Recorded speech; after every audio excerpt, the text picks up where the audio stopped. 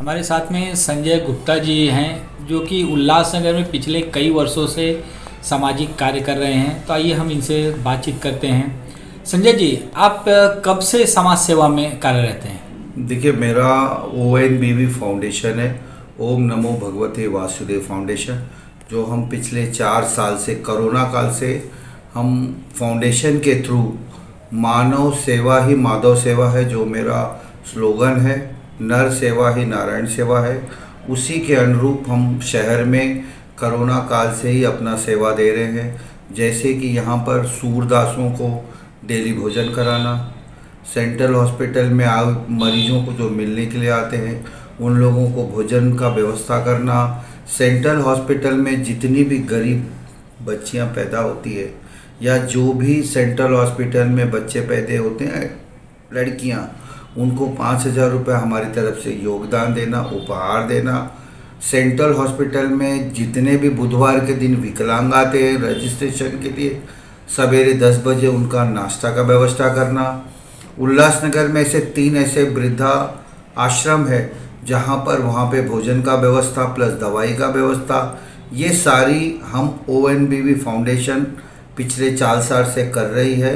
तो ये हमारी जो संस्था है वो सिर्फ इसलिए हम उसको सेवा देते हैं, कहीं ना कहीं हम मानव के रूप में भगवान को देखते हैं कि उनकी सेवा से मुझे भगवान का दर्शन होता है, उनकी सेवा करने से मुझे कहीं ना कहीं आत्म शांति मिलती है।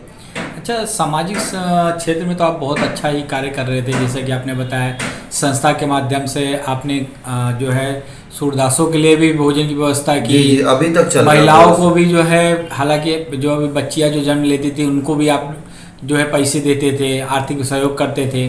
तो फिर आपको पार्टी ज्वाइन करने की ज़रूरत क्यों पड़ी? आपने बीजेपी क्यों ज्वाइन किया? देखिए, मैं बीजेपी 2014 से ज्वाइन था, लेकिन मैंने सेवा का ही माध्यम बीजेपी में रखा। जो हमारे नरेंद्र मोदी जी का एक स्लोगन था, बेटी बचाओ और बेटी पढ़ाओ, तो बेटी बचाओ और बेटी पढ़ाओ के ही अंतर्गत एक हमको ऐसा लग रहा था कि कहीं बेटियों को हम योगदान करेंगे तो उसमें हमारा देश में जो बेटी पैदा हो रही कहीं ना कहीं उत्साह का माहौल होगा। और आज एक ऐसा वातावरण बन गया है सेंट्रल हॉस्पिटल में कि जब बेटियां पैदा होती तो लोग खुश हो जाते कि अब हमको उपहार स्वरूप ONBV फाउंडेशन से आएगा।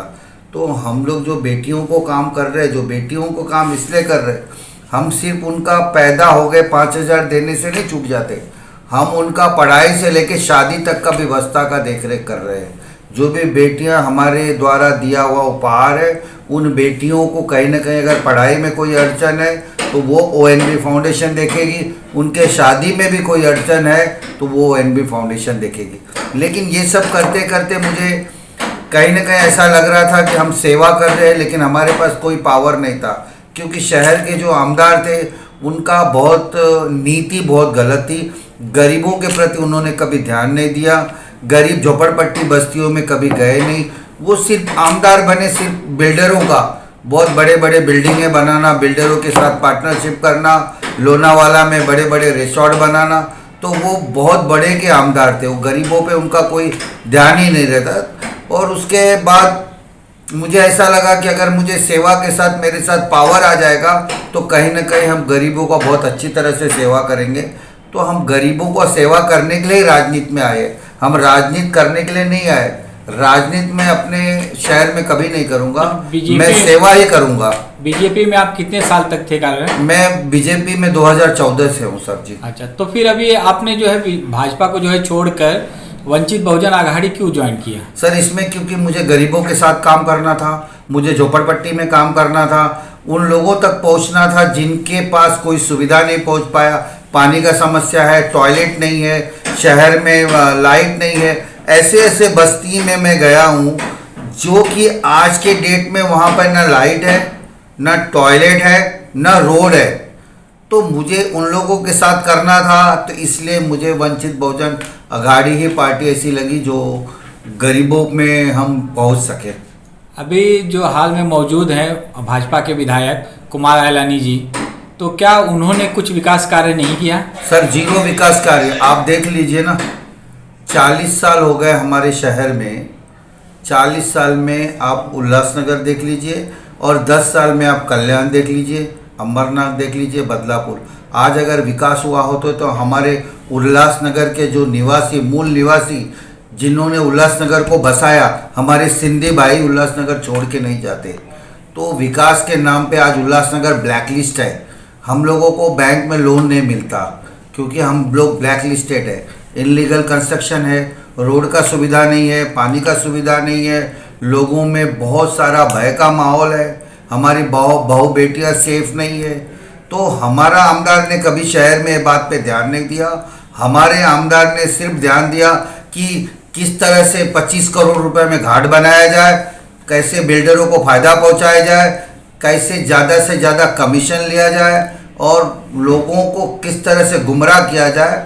तो ये सब बातें देखते हुए मुझे कहीं ना कहीं घिन हुई और उन्होंने हमसे वादा किया था कि उत्तर भारतीय भवन आपको देंगे और वो पिछले 10 साल से हमको घुमा रहे। तो उन्होंने उत्तर भारतीयों के साथ भी बहुत बड़ा छल किया है, इसलिए मेरा मन वहाँ से विचलित हुआ और मैंने अपना त्यागपत्र दे दिया। जैसा कि अभी आपको वंचित बहुजन आघाड़ी में उम्मीदवारी आपकी डिक्लेयर हो चुकी है, आपको यहाँ की उम्मीदवारी मिल चुकी है, तो इस चुनाव में आपका एजेंडा क्या है? आप क्या एजेंडा लेकर जो है चुनाव में उतर रहे हैं? सर, एजेंडा ऐसा है बेरोजगार को रोजगार देना। आज देख लीजिए युवाओं बेरोजगार है, उसके वजह से हमारे शहर में अपराध बढ़ रहे हैं। महिलाओं को हमको काम देना है। महिलाएं घर में अगर 4-5 घंटा काम करके अगर 8 से 10 हज़ार रुपया कमा लेंगी तो वो योजना मेरे पास है कि उनको किस तरह से योजना में लाभ पहुंचाना है।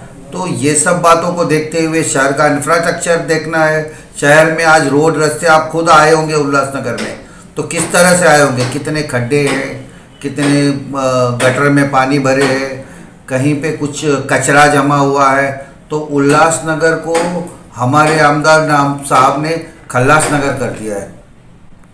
अच्छा, तो जनता को आप कुछ संदेश देना चाहते हैं? मैं जनता को एक ही संदेश देना चाहता हूं कि आप लोग ने 40 साल दूसरे को मौका दिया, 40 साल से आप शहर का विकास देख लीजिए, मुझे आप 5 साल मौका दीजिए। मैं 5 साल में वो काम करके दिखाऊंगा जो पिछले 40 साल में शहर में काम नहीं हुआ है। धन्यवाद।